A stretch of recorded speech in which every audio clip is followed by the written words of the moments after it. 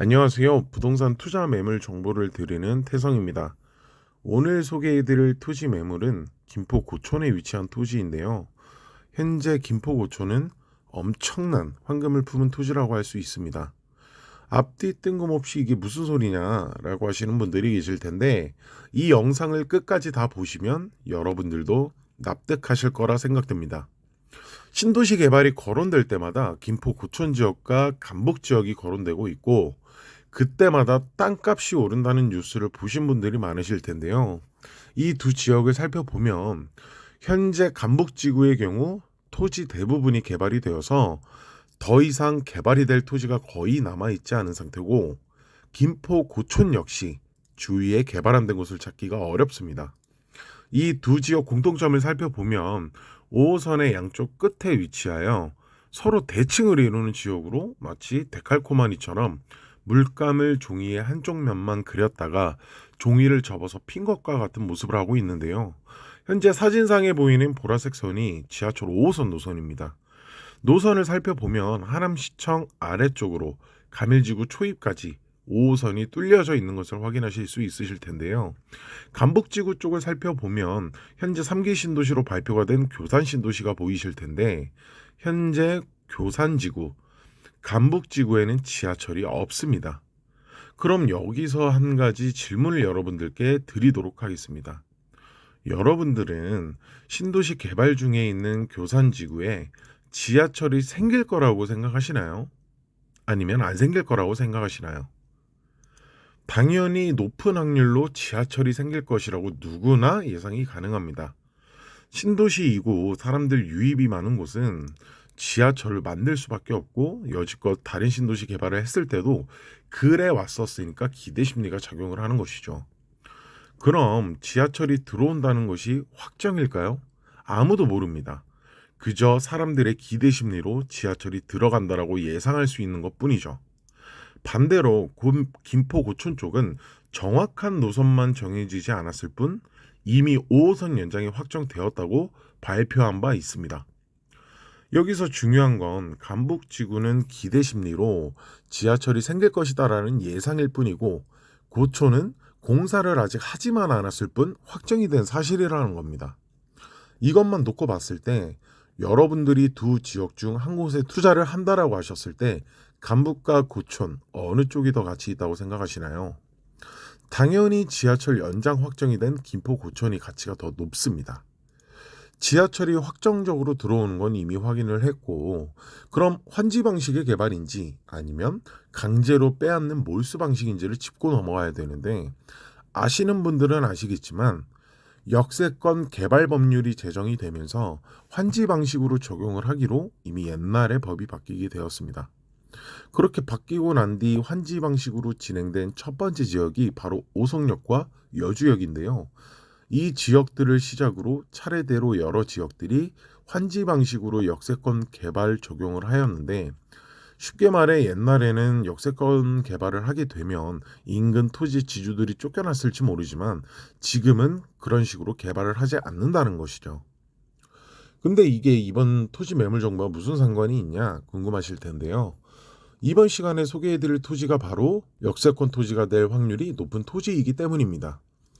역사 수용 범위 1차 직접 역세권이라고 하면 500m 내 구역을 말하는데, 이러한 토지는 환지 또는 입체 환지 개발을 적용하여 땅값이 가장 높은 우량주라고 할 수 있는데요. 쉽게 말해 가장 돈이 된다는 땅이라는 것이죠. 그럼 결국 중요한 것은 김포 고촌 토지 매물이 여기 생길 위치 500m 내에 들어오냐 안 들어오냐가 관건인데, 지금 보시는 사진은 오늘 말씀드릴 매물지 위치 사진인데요. 지하철 역세권 토지가 되는지 안 되는지 확인을 해봐야겠죠. 지하철이 생길 노선에 대해서 제가 예측을 해보도록 하겠습니다. 먼저 물건지 위로는 한강이 있는데, 한강에다가 지하철을 만들 수는 없습니다.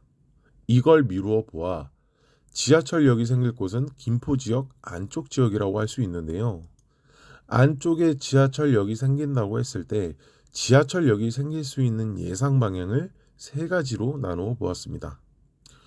예측한 세 가지 예상 노선도를 보시는 바와 같이 각각 빨간색, 주황색, 검정색, 화살표로 표시해 둔 것인데 물건지와 각 3개의 노선도 사이의 거리가 500에서 1km 반경 내에 위치하고 있습니다.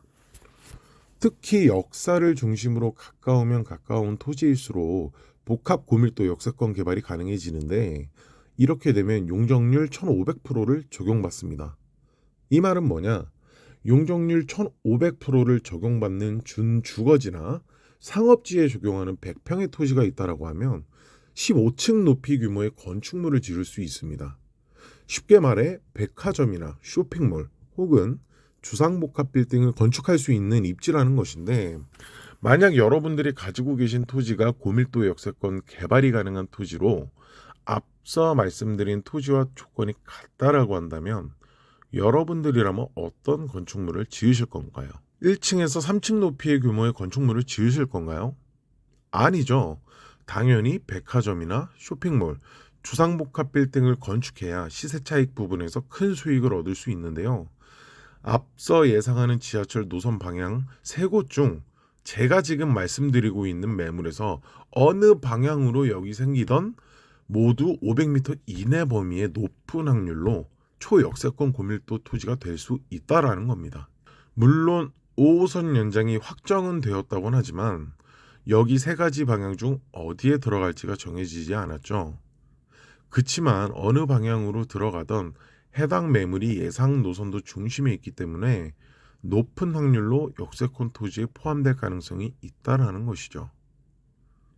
초역세권이 될 토지라는 것에 대한 의견을 뒷받침할 수 있는 뉴스 기사가 23년 2월 21일 날짜로 발표가 되었는데요. 5호선 노선 직선화 관련 기사입니다. 내용을 보면 직선화로 의견이 지금 현재 모아지고 있고 큰 이변이 없다면 2월달 말에 노선 발표를 한다라는 것인데 이미 초역세권 토지가 되었다고 해도 무방하겠죠. 과연 노선화가 발표되었을 때 그때 가서 여러분들이 이러한 토지를 살 수 있을까요? 없습니다.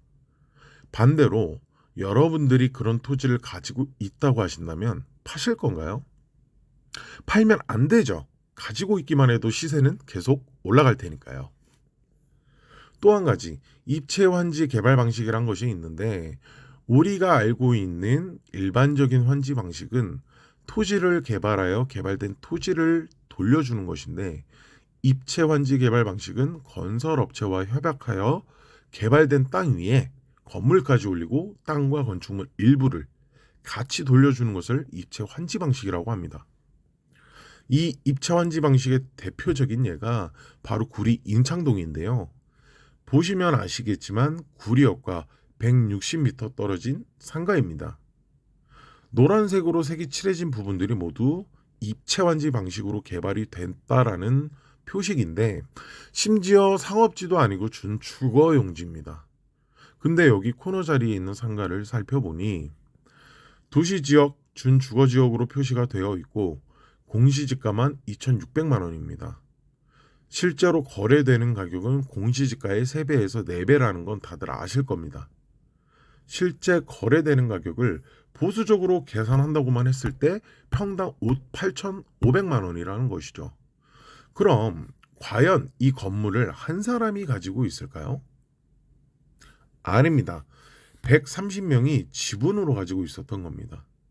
사진으로 보시면 아시겠지만 6평, 4평, 2평씩 지분으로 가지고 있는데 만약 개발로 인해 원래 가지고 있던 토지를 간보율로 반씩 떼어갔다라고 가정해보면 2평인 사람은 개발이 되기 전에 4평, 4평인 사람은 8평, 6평인 사람은 12평을 가지고 있었다는 것인데 10평이 작은 평수라고 해서 절대 무시할 수 없습니다.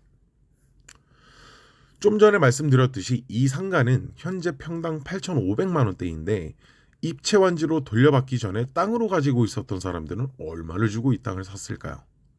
바로 평당 200만 원입니다. 10평 구매한 사람은 총 2천만 원 투자를 한 것이죠. 근데 아까 입체 환지 방식은 토지뿐만 아니라 개발된 건축물 일부분도 받는다고 말씀드렸잖아요. 기존에 땅을 샀던 사람들은 매매가 3억에 월세 300만 원 나오는 상가까지 보상을 받았습니다. 종합해보면 평당 200만 원씩 총 2천만 원을 투자해서 6평 기준으로 평당 8,500만 원으로 계산해 본다면 땅값만 5억 1천만 원이고 여기에 추가로 매매가 3억에 매달 월세 300만 원이 나오는 상가까지 보상을 받았으니 거의 초기 투자 자금의 40배가 되는 이득을 보게 된 것이죠. 이게 바로 누구나가 꿈꾸던 건물주 아닌가요?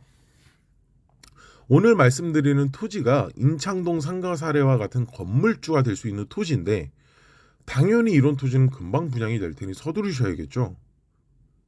아직도 느낌이 안 오신다 하시는 분들을 위해 추가적으로 김포 고촌 토지와 비슷한 매물들의 시세를 비교해 드리도록 하겠습니다. 그 전에 여기까지 얘기를 들어보신 분들께서는 혹시 매물지가 그린벨트가 아니냐라고 하실 수 있는데 그린벨트 맞습니다.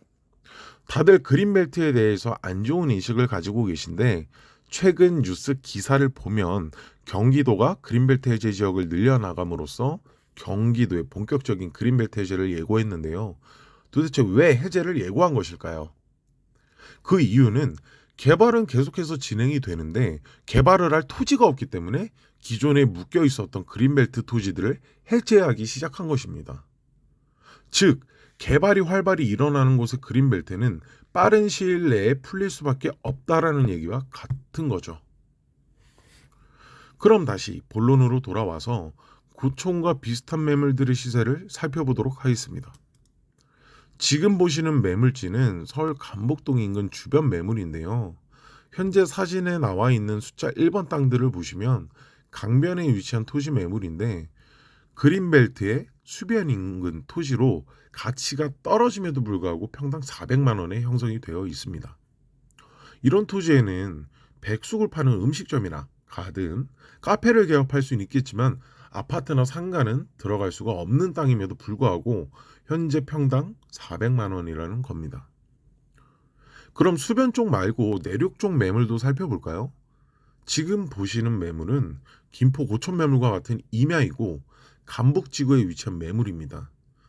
보시면 자연녹지 개발 제한 구역으로 심지어 맹지입니다. 도로가 없는 땅임에도 불구하고 평당 420만 원에 형성이 되어 있죠. 아까 처음에 제가 감북지구에 현재 전철이 없다라고 말씀드렸는데 가밀지구 초입까지는 뚫려 있지만 현재 감북지구는 지하철이 연결된 게 없습니다. 전철도 없는데 평당 420만 원으로 형성이 되어 있는 것이죠. 아까 전철이 생길 거라는 확정도 아니고 기대치로 인한 예상만으로 이렇게 평당 420만 원으로 시세가 형성이 된 겁니다. 자, 다음 매물 보죠. 용도는 답입니다. 매물 설명을 보면 현재 답 상태로 비닐하우스나 농사짓기 좋은 위치라고 나와 있는데 이것을 다른 말로 풀어보면 농사 이외에는 아무것도 못한다라는 겁니다. 왜일까요? 바로 그린벨트로 묶여 있어서 그렇습니다. 대신 신도시 개발 시 혜택이 있다라고 되어 있는데 이 혜택이란 신도시 개발 시 입주권을 준다라는 얘기입니다. 강제 수용을 당하더라도 입주권은 받을 수 있다라는 얘기죠. 강제 수용이 아닌 환지 개발 방식으로 된다? 그럼 더 대박이라고 할 수 있는데요. 그래서 현재 이 매물의 시세는 550만 원입니다. 자, 다음 매물 보시겠습니다. 용도는 전이며 역시 마찬가지로 그린벨트입니다. 이 땅은 자동차가 전출입 가능한 도로에 접하고 있습니다 라고 되어 있는데 도로폭이 좁은 2차선 도로가 나 있으며 이 주권 사용할 수 있는 전인데 중요한 건 이 주권을 따로 별도로 구매해야 된다는 겁니다. 이 주권이란 그린벨트 거주하고 있는데 개발이 들어가서 집이 철거당하게 되어 옮겨가야 할 때 다른 곳에 집을 지을 수 있는 허가증이라고 보시면 되는데 현재 경기도권 이 주권은 5억에서 7억에 거래가 되고 있습니다. 심지어 땅값과는 별개죠. 그럼 현재 이 매물의 매물가는 보시는 바와 같이 41억이고 이 주권까지 계산한다면 집 한 채를 지으려면 약 50억 정도가 있어야 된다는 건데 그럼에도 불구하고 이 매물의 가격은 평당 848만 원에 형성되어 있습니다. 다음 보시는 사진은 같은 그린벨트지만 취락지구로 찍혀 있는 곳의 토지를 한번 확인해 보도록 하겠습니다. 보시면 시세가 더 비싼 2,300만 원으로 형성되어 있죠. 다음 보시는 매물 또한 취락지구로 시세는 2,700만 원입니다. 그 다음 매물은 매매가 아닌 월세로 나왔는데 무려 보증금 10억에 월세 1억 6천만 원입니다. 물론 토지 평수가 약 2,400평 정도 되는 토지인데 소유주가 이걸 팔지 않고 전시장이나 홍보관으로 임차를 해서 빌려주고 매달 월세를 1억 6천만 원씩 받다가 10년 정도 뒤에 땅값이 더 오르면 팔겠다라는 거겠죠. 이러한 그린벨트 토지들이 그린벨트가 해제되게 되면 보통 역세권 500m 이내에 있는 땅들은 복합용지라고 해서 준주거용지 같은 걸로 활용될 가능성이 큽니다. 그럼 평당 2천만 원에서 3천만 원은 기본으로 형성이 되겠죠. 저렴했던 그린벨트 지역들이 이렇게 종이 찍히면서 시세가 크게 뛴 것을 확인하실 수 있습니다. 마지막으로 향후 미래 가치를 살펴보도록 하겠습니다. 현재 미사지구나 가밀지구에 일자리가 많을까요? 없습니다. 결국 일을 하려면 서울로 들어와야 되는데 마곡은 판교처럼 4차 산업에 관련하여 앞으로 발전시켜야 하는 일자리들을 많이 만들겠다라고 했습니다. 그래서 지금 마곡에 가면 판교에 나가야 볼 수 있는 고층 빌딩들이 있는데 이러한 4차 산업과 연계해서 김포 쪽과 같이 개발을 계속 해나가겠다고 이미 발표한 바 있습니다.